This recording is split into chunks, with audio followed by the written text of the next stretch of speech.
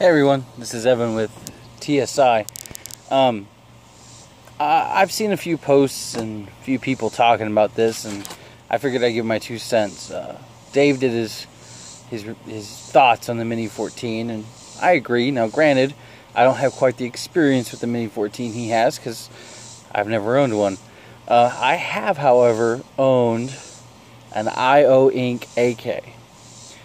Now, in 2000, must have been early 2013, right after Sandy Hook, essentially, I went and purchased an IO Inc.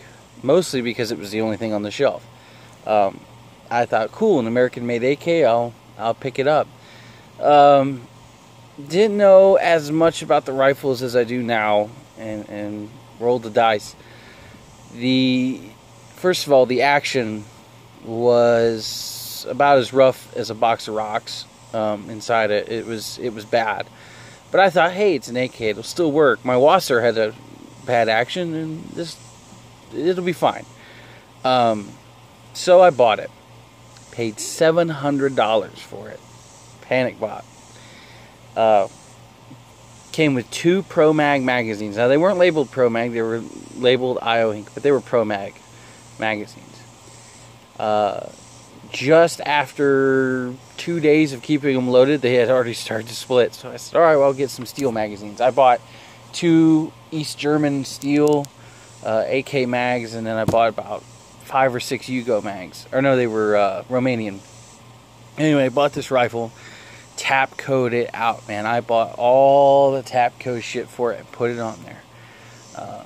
Then I was like, hey, I'm gonna go take it. I'm gonna go, shoot it at the indoor range.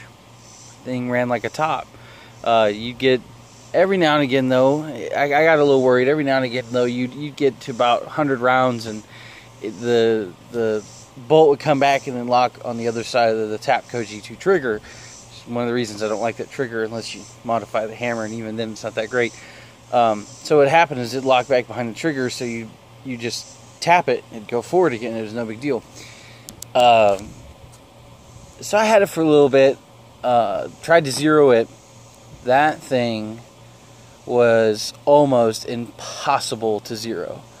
I finally zeroed it at 50 yards, and at 50 yards it was minute of man. It was, I mean, the shot group had to have been, that big. But it was in the center of the target, so I kind of lived with it. I started to notice the rivets. Your normal AK rivets sit, like they're supposed to. Supposed to be rounded and just a slight countersinking into the receiver. They had started to do this on the rear trunnion.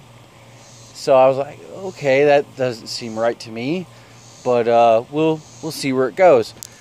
Kept shooting it. After about a month, that thing became the world's coolest 3-round bolt-action rifle. And what I mean by that is, I would fire 3 rounds. The bolt would come so far back because the trunnion had moved. It would come so far back that it would override the hammer on the G2 and actually come off the rails in the back, to the point to where it would just lock up. You had to disassemble the rifle, put it back on the track, and then shoot 3 more rounds, take it apart. And it did that for a while. Now, after I figured out what had happened, I was so disgusted with it and so scared to sell it to anybody that I actually took it and demilled it, as in taking it apart, took the trunnions, because it was a good parts kit. It was a Polish parts kit. Took it all apart, took everything off of it, and sold it as a parts kit. To make some of my money back. Didn't make hardly any of it back. I will tell you this. I had a Wasser in 2009. And that Wasser, it was late 2009, early 2010. That Wasser was an arsenal compared to this thing. This IO is terrible. I would never recommend it to them. Recommend anyone to them. Today, as of the filming of this video, June 30th, 2015, the Wassers have definitely picked up in quality. If you want to get a budget rifle, that's about as low as I'd go. And even then, I don't know if it's not as good as everything else, but you're about as close as you're going to get for that price range. For a little bit more money, you could just step up to a DDI, which is a far better gun. It's still considered a low to mid-range rifle, but it's far more reliable. The Wasser is very, very reliable too. The only issue you're going to have with the Wassers and the DDIs is they are build guns, so you do have some parts that have different tolerances to one another. So if anyone saw the Ultimate AK Meltdown, the trigger pin or the barrel pin was not hardened to the same hardness as the trunnion and the barrel. So what happened was when it got hot, that pin warped and it pushed the barrel forward ever so slightly. And because how the AK works, everything's populated on the barrel. When that moved forward, the rest of the rifle, the rest of the gas block and everything else moved forward when it bent. So they kind of bent it back, shoved it back in, and it was fine. But anyway, the Wasser, as long as you're not firing it fully automatic, mag after mag after mag, will work fine.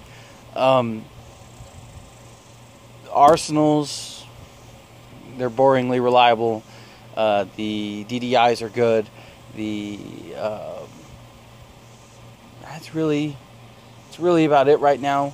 Definitive Arms makes awesome rifles. From what I've seen, they're new to the whole AK market, but from what I've seen, they're awesome rifles. So when they become available, get them. Hell, the Segas are still around, and they're still sub $600 to sub $700. If you want to get one of those and buy them, get them converted, that's fine. That's a great rifle. You get a real cold hammer forged barrel.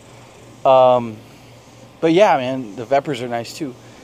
There are a ton of other options out there that are not much more expensive than the Wassers. Oh, and if you can get the money, either get a Mac 90 or a Hungarian SA85M. It's a good rifle too. Hell, even the Romanian SAR rifles are really... Anyway, stay away from IO. Don't buy it. It's garbage. Just don't even, like, I get people ask me, don't even bother. If it says Polish, like 214 or 241 or whatever, just don't. That's an IO. Don't even bother. All right, guys, this is Evan with TSI, and if you have any questions, leave them below in the comments. Have a nice day.